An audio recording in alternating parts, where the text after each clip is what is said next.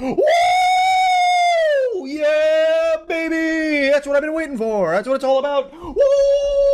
The Lamb. The last of their kind, the Lamb was sent to be executed by the bishops of the Old Faith, all in an attempt to keep a prophecy from coming to pass. Ironically, this action would actually seal their fate, as the Lamb would be brought to the one who waits. He would give the Lamb a second chance at life, with two goals in mind. They were to create a cult in his name and destroy the Old Faith. And upon agreeing to it, the Lamb would become a harbinger of death and the bearer of the Red Crown. Cult of the Lamb is one of my all-time favorite video games. Seriously, I cannot recommend it enough. I had been eyeing it since its announcement and loved every second of it. It is such an enjoyable game, so naturally, of course I'd end up making a moveset for it. Besides, this brings up a popular discussion in the Smash community, indie rep in Smash Bros. Personally, I think we absolutely need indie rep, and not just a Mii costume. No, I mean an actual fighter. And while the most likely answer is, well, Sans, I think there are many different possibilities on what to go with. Besides, the Lamb would be such a great choice if they decided to use it. They have so much going on that it would make a very, very interesting and very fun moveset. And today, we will go down that path and see what the bearer of the Red Crown could look like if they were to join Smash Bros. So let's jump right into this. What if the Lamb joined Smash Bros? The Lamb! Cult of the Lamb is such an interesting game from a design standpoint, and any standpoint actually, but I don't think y'all want to hear me do a multiple hour-long tangent about the game, at least not for a Smash Bros moveset, so I'll save that for another day. Maybe down the line I just go through my entire game collection or something. Anyways, the gameplay of Cult of the Lamb is interesting because it's a combination of a city simulator and a roguelike. Now, translating that into Smash Bros is a challenge to say the least. Not too hard, but still something you gotta really think about. The city simulator stuff isn't the main priority in the moveset, as in game that is mostly just relative to the cult itself and forming your cult, but the roguelike aspect, oh boy, that's gonna be played up a lot. Think of the Lamb in Smash Bros as just them going on another crusade. Furthermore, every time you enter a dungeon in Cult of the Lamb, you are greeted with both a weapon and a curse. We'll talk about the curses later on in the video, that's a whole thing in and of itself, but these various weapons that the Lamb can use will make up the bulk of their moveset. And this is only scratching the surface of what the Lamb can do. Seriously, I didn't even mention the tarot cards or the relics yet. Now, I couldn't find a way to fully flesh them out in the Lamb's Smash moveset, and I really doubt Smash would actually try to, but I was able to put the tarot cards in just a bit. You'll see them as we go along. For their playstyle, the Lamb will be a mix of a mix-up fighter and a hit-and-run fighter. Using your curses and weapons, attack your opponents in quick spurts, laying on the damage and slaying all those heretics. Now for stats, the Lamb will be a featherweight fighter, sitting at a 78. Their walk speed is low, sitting at an 0.959. Their initial dash is really high though, sitting at a 2.053, with their run speed going down to just a 1.964. Their airspeed is around the middle of the pack, sitting at a 1.095, with their full speed going to 1.69. Please laugh in the comment section down below. They will have 2 jumps and will have the extra ability to crawl. The Lamb enters the match by appearing out of a summoning circle, transforming their crown into a sword and preparing to fight. For their taunts, their up taunt has the Lamb float into the air with their eyes glowing red as a bunch of tarot cards circle around them. Their side taunt has the Lamb hold out their hands in prayer and closing their eyes, letting out a big loud bleat. For a cult leader, the Lamb is actually really adorable. And their down taunt has the Lamb start dancing, just like they do while inspiring cult followers. I don't know about you, but I'm feeling very inspired right now. Now for the Lamb's ults. In Cult of the Lamb, you can equip many different fleeces for the Lamb to wear, and while they won't give any bonuses like they do in Cult of the Lamb, they will be making up the Lamb's smash ults. The Lamb's default appearance will be the Fleece of the Lamb, their default fleece in Cult of the Lamb.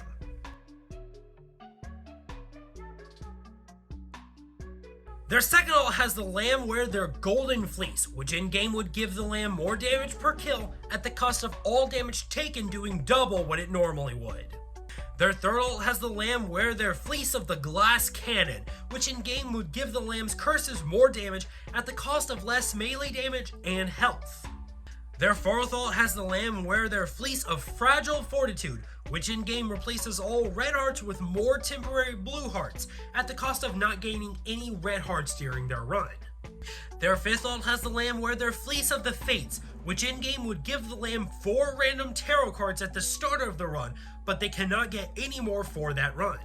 Their sixth alt has the lamb wear their fleece of Fervor's favor, which in-game would let Fervor heal them at the cost of no hearts spawning at all in that run. Their seventh alt has the lamb wear their cowboy fleece. In-game, this would give the lamb a guaranteed blunderbuss at the start of a run. Yes, they have a gun. This alt will change their sights on, have them throw their now cowboy hat up into the air and give a yeehaw! And their eighth alt has them transform the lamb into their wicked counterpart, the goat. This will completely change their reactions to be more aggressive, with their side taunt just changing to them, screaming. And for their victories, the lamb's first has them perform the Knucklebones victory screen, which by the way is a banger minigame, having them cheer before they bob their head back and forth while smiling. Their second victory has the lamb teleport into the victory screen, floating in the air as their cult members worship them. You know, the cult's gotta be in here somewhere, otherwise, you know, we're only doing of the lamb. And their final victory has the lamb simply teleport out of the victory screen, having been victorious in their crusade. The lamb's jab has them use the sword, having them swing their sword up, then back down, and finish with an overhead to downward slam. It'll be the lamb's most reliable standard attack overall, dealing solid damage and quick. Their forward tilt has the lamb swing their sword down at an angle for a quick and slightly spammable attack, albeit one that's weak. Okay, enough sword. Let's change things up for their up tilt, which will have the lamb swing their axe overhead. It's slower and has some in-lag, but it's pretty powerful and will slightly drag caught opponents. Their down tilt also changes weapons, this time to the dagger. This will have them stab their dagger forward while low to the ground. It doesn't do a lot of damage, but it is very quick and amazing for edge guarding. Now their dash attack will be interesting, as it will actually use one of the tarot cards. This will have the lamb perform their dodge roll animation with the Blazing Trail tarot card attached, turning it into a fiery attack. It's quick and man is it powerful, but there will be lots of in-lag. It can also kill opponents at higher percents. Quick production thing, I literally almost forgot this move existed. Whoops. Now for their smash attacks, the lamb's forward smash has them charge their sword, spinning it during the charge for flare purposes, before unleashing a powerful slam downwards.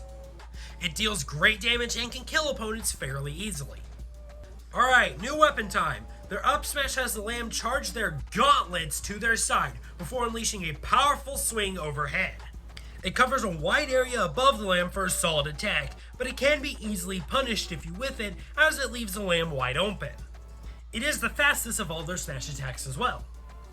And their down smash brings in another new weapon, that being the hammer.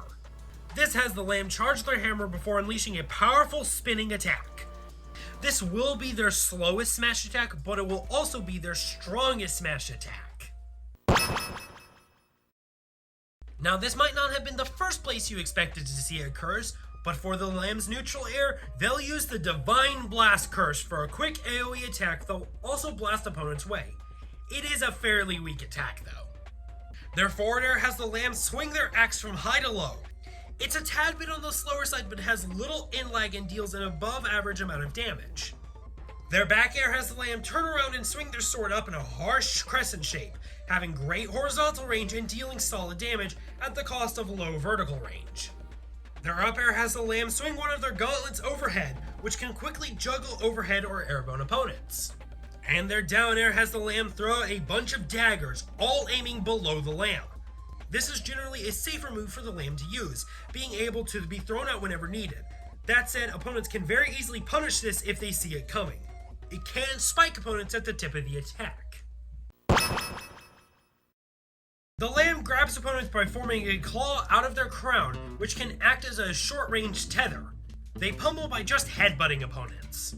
Their forward throw has the lamb stab their dagger into the ground, bringing opponents with it before they swing it upwards to launch opponents. Surprisingly, this will be their kill throw.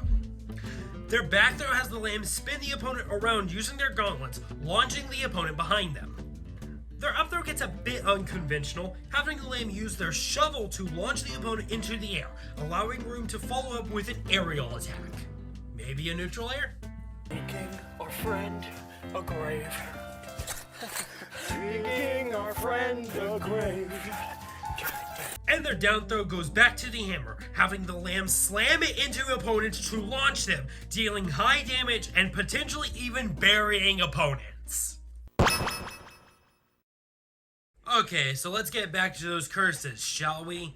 So naturally speaking, the Lamb's curses will make up the majority of their specials. However, there is a catch. Just like in Cult of the Lamb, you won't know the majority of your specials until you start a match. Now, some of you might be thinking, That's nuts! but let me assure you, there's more. While yes, the moves will be randomized by what they are, you will know what type of curse will be associated with each special. In Cult of the Lamb, there are 5 types of curses: fireballs, blasts, slashes, splatters, and tentacles. For Smash, the Lamb's neutral special will always be a fireball curse, side will always be a tentacle curse, and down will always be a slash curse. The blast works better somewhere else, as you've seen earlier, and let's be honest, the splatters are kinda just bad. And yes, the up special will always stay consistent. You will know exactly what the up special is every single time. One more thing, there are 3 of every types of curses, so there are a ton of possibilities of what you're gonna get. Got all that? Let's get going then. All right, you gotta write all that down because I'm not gonna remember any of it, but here we go. For their neutral special, the Lamb will use one of 3 fireball curses: Flaming Shot, Cleansing Fire, or Hounds of Fate. Flaming Shot is a simple fireball that shoots forward. It does moderate damage and comes out quick. You can charge it to go faster and explode upon contact, though this will cause it to go not nearly as far. Cleansing Fire has 3 fireballs shoot out all at once, each going in a different direction. One going straight out, one going northeast, and one going southeast. It's not as powerful, but it is much faster than Flaming Shot. Hounds of Fate has multiple shots shoot out and loosely home into opponents, which can hit multiple opponents at once or just one really unlucky fellow. They're slower but deal the most damage of all projectiles. No matter what, you will always have a projectile by your side. For their side special, the Lamb will use one of 3 tentacle curses: Touch of Tura, Maelstrom, and Touch of Ithaqua. Touch of Tura has the Lamb conjure a line of powerful tentacles that rise up. It does great damage and goes out far, almost half the length of Final Destination. It is very slow to come out and can be easily dodged though. Maelstrom is unique as it has 2 trails of tentacles, one on either side. They don't go nearly as far, not even going a third of Final Destination. However, they come out much faster, making it harder for opponents to dodge. Touch of Ithaqua substitutes the tentacles with ice pillars, which go about a third of the length of Final Destination, dealing a lot of damage and freezing opponents. The higher the opponent's damage is, the longer they're frozen. It is their slowest side special, making it easy to be punished. While they don't have a recovery side special, these can hurt opponents if they aren't careful, and they can hurt pretty bad.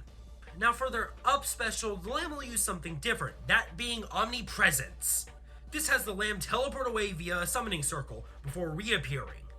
You can angle where you're going, though it won't guarantee put you onto the stage, and it will put you into freefall if the Lamb reappears in the air. This deals no damage and has some end lag. Nothing insane, but it is very fitting for this cult leader. Now for their down special, the Lamb will use one of 3 slash curses: Death Sweep, Death's Attendant, and Death Squall. Death Sweep has the Lamb charge a new sword and then swing it for a wide sweeping attack. It covers a decent area in front of them, with the damage increasing the longer you charge. Death's Attendant has the Lamb charge a scythe and then swing it for a wider sweeping attack, though it is a tad bit weaker. When it lacks in power, it gains a ghostly property, summoning a bunch of ghosts that go upward to deal weaker flinching damage to opponents. Death Squall has the Lamb charge an icy blade and then swing it for a small range sweeping attack. However, just like Touch of Ithaqua, it gains a freezing property. The higher an opponent's damage, the longer they'll be frozen. These are unconventional moves, but think of them as a 4th smash attack for the Lamb. The Lamb specials are completely up to random chance, and there are many, many, many, many different possibilities, so be ready to use anything. And isn't this just fitting for Cult of the Lamb? But now with all this really, really long special section taken care of, let's move on to the final smash. For the Lamb's final smash, there's one element of Cult of the Lamb that feels missing. A ritual. And what ritual would be better suited for a final smash than a sacrifice? So for the Lamb's final smash, they'll perform a sacrifice of the flesh. After unleashing the power of the smash ball, the Lamb goes behind the stage with a bunch of cultists circling around them. Then, the Lamb performs a ritual with a tentacle coming out of the middle of the stage, searching for opponents. If it grabs an opponent, that opponent will be dragged away, sent to hell, automatically KOing them no matter what their percent was. That said, the tentacle will only search for a couple of seconds before returning from whence it came, meaning that it's not impossible to dodge. Overall, Sacrifice of the Flesh just goes to show the power of a god, worshipped by many, and why you don't mess with a cult leader. Man, what is up with both cult leaders this year having cracked final smashes?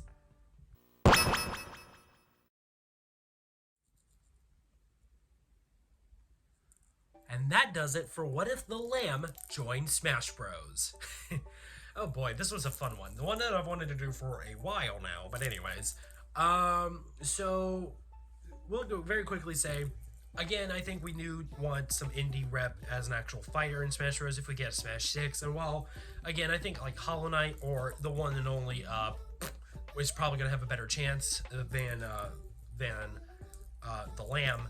I mean, I wouldn't be against having the Lamb in Smash. Actually, I'd be for the Lamb in Smash. Honestly, I'd be for both of them. But anyways, bye Sans.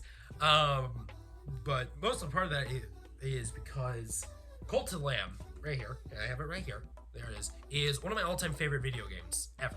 Like, this is, like, where I was talking about, like, I could go on a rant about this, that's not a joke. This game is amazing. I love it. I remember watching the Nintendo Direct when it got announced, and I was like, oh my goodness gracious, this looks like it's gonna be a great game. And then, like, it's such a fun game. Yeah, it took a while to play it. I came out in 2022. It was 2024 before I actually ended up buying it and playing it. But, like, it's such a good game. It's very fun. It's very cute. It's very dark at the same time. It really knows what it is, and what it is a very good time. So if you're into this kind of stuff, or if you're into, like, city simulators and roguelikes, you're gonna have a good time with this. If you want an accurate comparison, think of it as Animal Crossing meets Doom. It kind of, because that's what it is. It's a very good game. I cannot recommend it enough. If I had a survival bunker and I could only take like 10 games with me, this is probably making the list. Dead ass. This game is so good. Play it if you can. Genuinely, such a good game. But yeah, so Cult of the Lamb, one of my favorite games, and I knew I wanted to make a Smash moveset for it, and now we're here. Yes, it came out later than intended. That actually kind of worked out in its favor. First of all, before I do the outro, I want to say one thing. I'm sorry for not including the gun. Like, I know they added the gun, the blunderbuss, and everyone's like, oh my gosh, they have a gun. And it was funny, and it is funny, and I'm sorry it's not in the actual moveset. I guess it could be like the, when you're wearing the cowboy alt, your specials change to you using a gun instead, which does create the funny imagery of the lamb shooting a gun and then a bunch of tentacles coming out of it, because logic. That's not in the moveset. I missed my shot on that. I threw away my shot even. Okay. And one more thing, when I said that this kit came out later than intended, I was actually planning it to come out in like October, November of last year. And then I made Travis, and then I made Chai, and then Kratos, and then Roy Mustang, and then it got pushed off a bit. But I knew as soon as it didn't come out in October, it had to come out in June. Because there's one more thing about this game. It's very, very gay. It's very gay. The creators are very supportive of the LGBTQ community. It's very gay. So I knew bro had to come out in Pride Month. Bro had to. So happy Pride Month, everybody. Here's your lamb.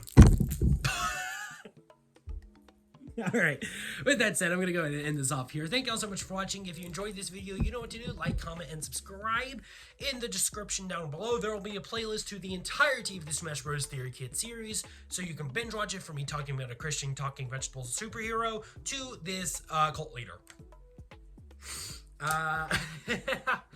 Definitely a very interesting whiplash. There should also be a link in the description to another playlist, which is including extra stuff from the Smash Bros. Theory Kit series, like bloopers and all.